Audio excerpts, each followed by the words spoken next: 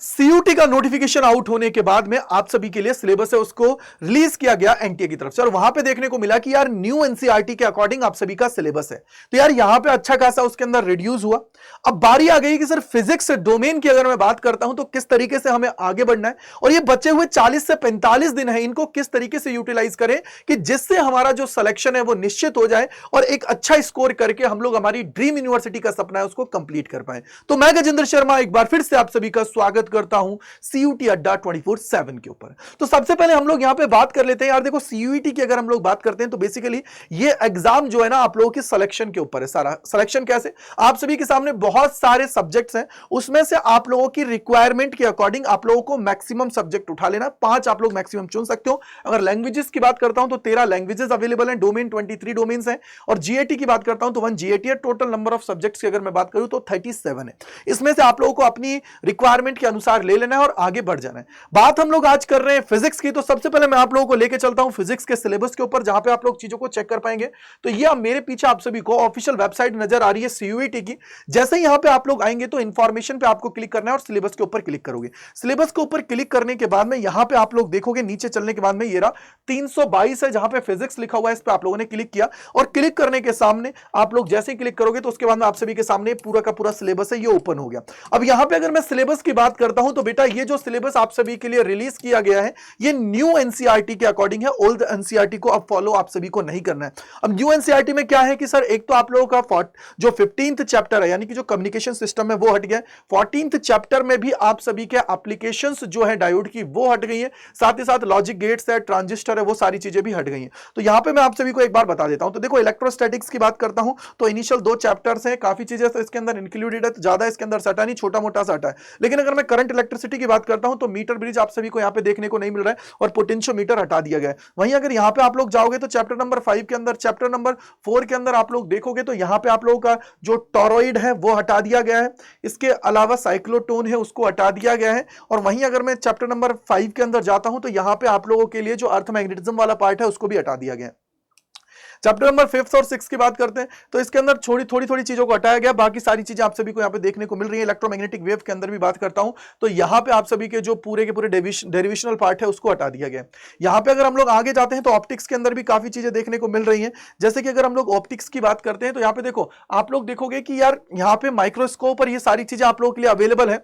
लेकिन अगर हम यहाँ पे देखें तो यहाँ पे आप लोगों को पता है कि जो आप लोगों की एप्लीकेशन, जैसे जो आपका सूरज होता है वो रेड क्यों नजर आता है, इस तरीके से मिराज वगैरह हुआ, तो वो सारी जो चीजें हैं उनको यहां पे क्या किया गया, हटा दिया गया है। तो यहां पे सिर्फ ऑप्टिकल फाइबर आप सभी के लिए देखने को मिल रही है। वहीं अगर मैं चैप्टर नंबर 11 में आता हूं तो वो आप लोगों का dual nature of radiation and matter की बात हम लोग यहां पे करते हैं। देखो, ये ऑप्टिक्स की बात करते हो तो चैप्टर नंबर 9 और चैप्टर नंबर 10 की बात करते हैं तो वहां से मैंने आप सभी को बता दिया। 11 में आप लोग आते हो तो वो आपके सामने मैंने एक्सप्लेन कर दिया। 12 और 13 की बात करते हैं तो 13 में आप लोगों का जो रेडियो एक्टिविटी वाला पार्ट है जिसके अंदर डिके वगैरह आप लोग देखते हो तो वो आपका हटा दिया गया। अगर इलेक्ट्रॉनिक्स डिवाइसेस यानी कि चैप्टर नंबर अगर मैं 14 में जाता हूं तो वहां पे भी आप लोगों का डायोड के बाद वाला जो पार्ट है यानी कि रेक्टिफायर के बाद वाला पार्ट है वो सारा का सारा आप लोगों का हटा दिया गया। यानी कि अब आप लोगों का जो सिलेबस है ना, काफी हद तक अगर मैं बोलूं तो आप लोग 40 दिन के अंदर बहुत अच्छे से इसको प्रिपेयर करके अपनी ड्रीम यूनिवर्सिटी है उसका सपना देख सकते हो, और स्कोर आप लोग 250 में से 250 कर सकते हो। लेकिन इसके लिए जरूरत है कि आप लोग चीजों को बहुत अच्छे से प्लान्ड वे में आगे जाए।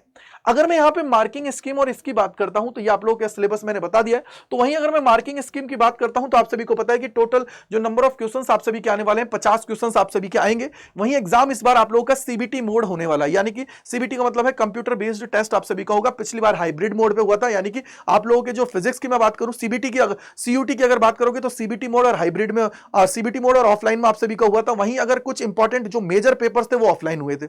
ऑफलाइन होने के बाद में इस बार आप लोगों का पूरा एग्जाम है सीबीटी मोड में होने वाला है, यानी कि आप कंप्यूटर के सामने बैठोगे, वहां पे आपको अपना टेस्ट है वो पूरा का पूरा देना है। 50 क्वेश्चंस आप सभी के आने वाले हैं फिजिक्स के अंदर, 50 में से 50 आप सभी को करना है। 60 मिनट का टाइम आप सभी को मिल रहा है, +5 मिलेंगे अगर करेक्ट आप लोगों ने किया है, और इनकरेक्ट किया है तो -1 की नेगेटिव मार्किंग भैया आप सभी की होने वाली है। वहीं अगर टोटल क्वेश्चंस की बात करूं तो 50 है, 50 आप लोगों के हैं तो एक जो सवाल है वो 5 नंबर का है, तो टोटल कितने का हो गया पेपर, 250 मार्क्स का पूरा पेपर आपका हो गया। अब बारी आ गई कि सर यहां पे जो बचा हुआ टाइम है कि मार्च है, अप्रैल है, मई है, इसको किस तरीके से यूटिलाइज करना है, तो उसके लिए मैं आप सभी के लिए लेके आ गया हूं। तो सबसे पहले देखिए, अगर मैं मार्च की बात करता हूं तो कुछ टाइम आप लोगों का 10-11 दिन आप लोगों के मार्च में बचे हुए हैं, तो इसके अंदर एटलीस्ट आपको अपना 30-40% सिलेबस है उसको कंप्लीट कर लेना है। यानी कि टोटल अगर 14 चैप्टर है तो इसमें से 3 से 4 चैप्टर आप लोगों को क्लोज कर देना है अभी।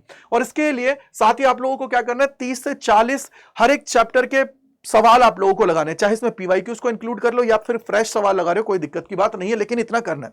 और इसी ड्यूरेशन में आप सभी को 3 मॉक टेस्ट देना है और उसके साथ उसका एनालिसिस करना है। एनालिसिस करने से यह पता लग जाएगा कि जो आपने अभी तक पढ़ा है, क्या आप लोगों ने उसको अच्छे से पढ़ा या नहीं पढ़ा है, क्या उसके सवाल आप लोग कर पा रहे हैं या नहीं कर पा रहे, क्या आपसे अभी भी गलतियां हो रही हैं, उन सारी चीजों के बारे में आइडिया लग जाएगा। अप्रैल में जैसे ही जाओगे तो भैया देखो, अप्रैल के अंदर रिमेनिंग सिलेबस कंप्लीट करना है, साथ ही साथ 6 से 7 मॉक टेस्ट आप लोगों को लगाना है और उसका एनालिसिस करना है। एनालिसिस करना बहुत इंपॉर्टेंट है बेटा, क्योंकि देखो आप लोग हर एक चैप्टर को जब पढ़ने जाते हो ना, वो पॉसिबल नहीं है, लेकिन अगर आप एक पेपर लगाते हो तो उसके अंदर 50 सवाल आप सभी के सामने होते हैं, तो 50 कॉन्सेप्ट आप लोग करते हो, तो भाई इसका मतलब आप पूरे चैप्टर्स को बहुत जल्दी रिवाइज कर पाते हो। और आप लोग जब भी सवाल लगा रहे हो या पेपर सॉल्व कर रहे हो तो उस दौरान आप लोगों को घड़ी लगाने है और उसके अकॉर्डिंग आप लोगों को आगे बढ़ना है। घड़ी लगा लोगे, उसके अकॉर्डिंग आगे बढ़ोगे तो आप लोगों को क्या होगा कि बेनिफिट होगा कि आप लोग एक तो टाइम मैनेज कर पाओगे, साथ ही साथ जो एग्जाम का प्रेशर है उसी को अभी से हैंडल करोगे, तो एग्जाम टाइम पे आप लोग पे प्रेशर बिल्कुल नहीं आएगा।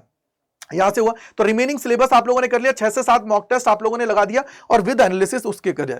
लास्ट में आप लोग आओगे मई के अंदर, तो आप लोगों को रिवीजन करना है जो शॉर्ट नोट्स है उनके थ्रू, और इसके अलावा मॉक टेस्ट आप लोगों को लगाना है और उसका एनालिसिस करना है। इससे क्या होगा कि जब एग्जाम टाइम आपका आएगा तो उस टाइम पे आप लोगों को कोई दिक्कत नहीं होगी और तबाही तरीके से आप लोग चीजें कर पाएंगे। उसके अलावा अगर आप लोग देखोगे तो यूट्यूब के ऊपर भी मैंने आप सभी के लिए बहुत सारी चीजें करा दी है, मंजिल सीरीज पूरी कंप्लीट कराई है। साथ ही साथ आप लोगों के लिए 1-2 दिन पहले ही मैंने जो आप लोगों का 2024 का पेपर है उसको पूरा सॉल्व कराया है।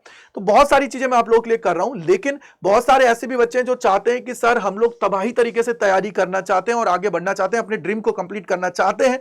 तो उन सभी के लिए मैं बता देता हूं कि यार देखो, आप सभी के लिए जो क्लासेस है, मेरी 22 तारीख से पहली क्लास आने वाली है प्रतिज्ञा के अंदर, और उससे पहले 19 तारीख को आप सभी का यहां पे मेरा ओरिएंटेशन आने वाला है। तो आप लोग जुड़ सकते हो हमारे साथ प्रतिज्ञा बैच के अंदर यूजिंग द कोड Y485, जो ये कूपन कोड है, इसको अगर आप लोग लगाते हो तो अपने भाई के साथ आप लोग जुड़ने वाले हो Y485 कूपन कोड को लगा के, और अपनी तैयारी जबरदस्त तरीके से करते हुए आगे बढ़ पाओगे। इसके अलावा कोई डाउट, कोई परेशानी रहती है तो आप लोग मुझे इस पे मेल कर दोगे gajendra.kumar@adda247.com पे।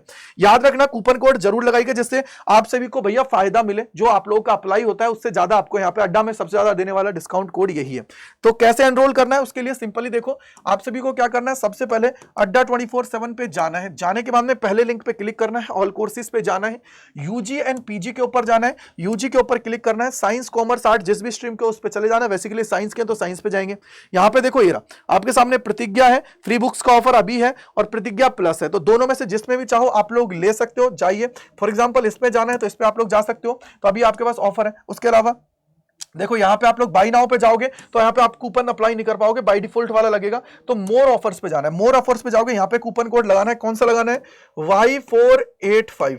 Y485 लगाओगे तो 3834.60 रुपए में ये आपको बैच मिल रहा है। और अगर आप ऐप के थ्रू जाते हो तो बेटा और भी आप सभी को ये सस्ता हो जाएगा 1% के अराउंड। तो ये आप लोग लगाइए और जाके एनरोल कर लीजिए। मैं बोलूंगा कि अगर बुक्स वगैरह चाहिए, अगर आप लोग कल परसों में इसको एनरोल कर रहे हो तो उस केस में आप लोगों को प्रतिज्ञा प्लस की तरफ चले जाना है, जिससे आपके सारे डाउट्स दूर हो जाए और बुक्स भी आपके घर पे डिलीवर हो जाए। सो Y485 कूपन कोड लगाइए और एनरोल करिए और अपनी तैयारी आज से स्टार्ट कर दीजिए। इसके अलावा कोई डाउट, कोई परेशानी रहती है तो कमेंट सेक्शन के अंदर जरूर लिखेगा, जिससे मैं आप सभी के सारे डाउट्स को दूर कर पाऊं। So thank you and bye bye to all, God bless you, जय हिंद, जय भारत सभी को।